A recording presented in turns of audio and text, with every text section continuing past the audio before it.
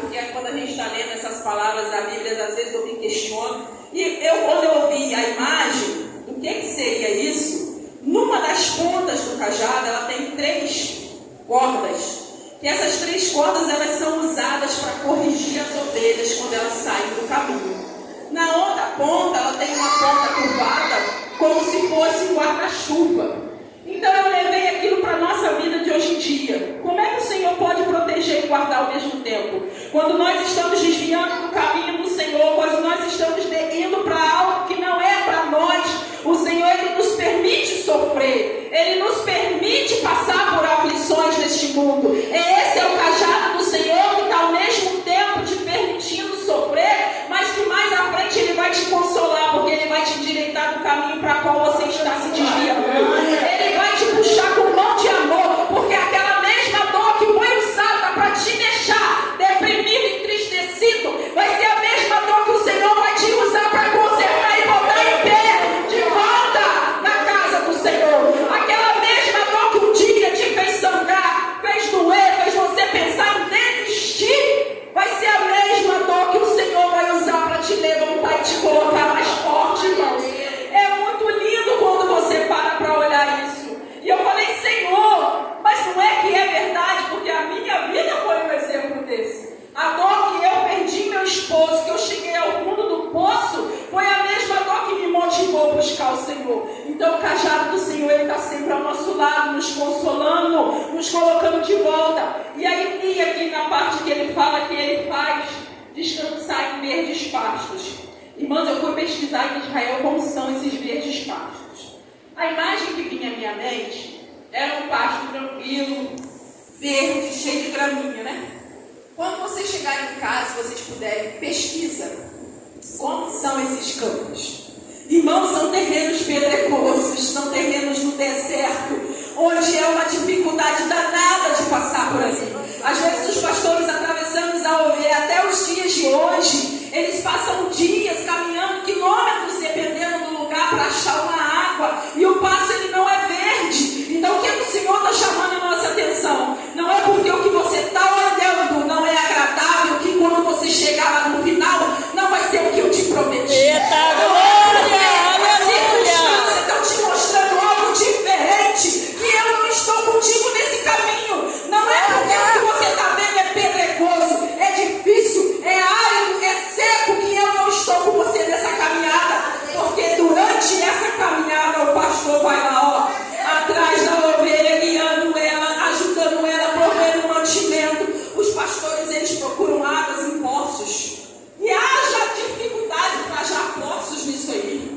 Mas quando eles acham aquela água, eles tiram.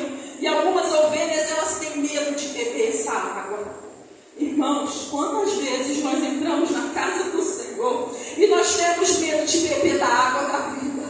Quantas vezes nós temos medo de beber da água da palavra? Quantas vezes o Senhor nos chama para fazer a obra dele e nós ficamos com medo de beber daquilo ali, porque a gente vai perder nosso desejo, nós vamos perder a carne, nós não vamos mais poder fazer o que a gente quer.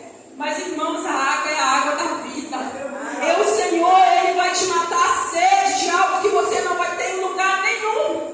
Em nenhum outro lugar você vai encontrar uma água dada com tamanho amor. E aquelas ovelhas, quando elas saem atrás do pastor, que elas não querem beber aquela água. Eu vi uma foto lá na internet. Ele colocou aquela água numa garrafa PET e ele deu na boca daquela ovelha. E sabe o que o Senhor está te dizendo? Quantas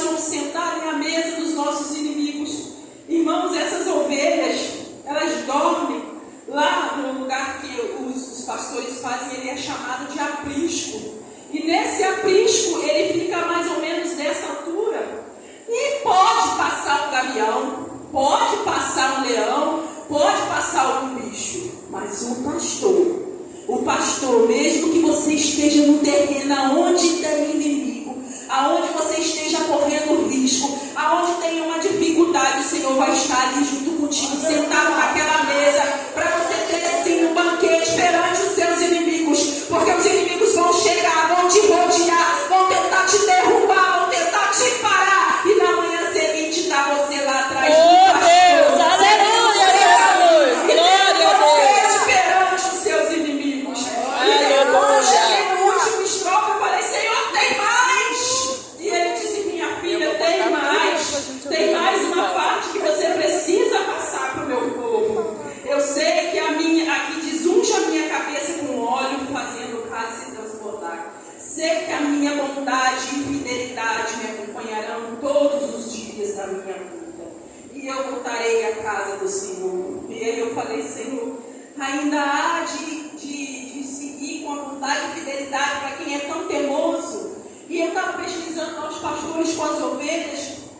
Teve uma ovelha que ela se desviava toda vez do caminho. O pastor parava, ia lá buscar ela, as outras ovelhas ficavam ali sem proteção. E teve um belo dia que aquele pastor se enfureceu com aquela ovelha e quebrou a pata daquela ovelha. Isso foi um fato que estava lá e muitas pessoas criticaram aquele pastor, dizendo para ele, mas por que ele quebrou a pata daquela ovelha? E aí os judeus lá foram traduzir para o pessoal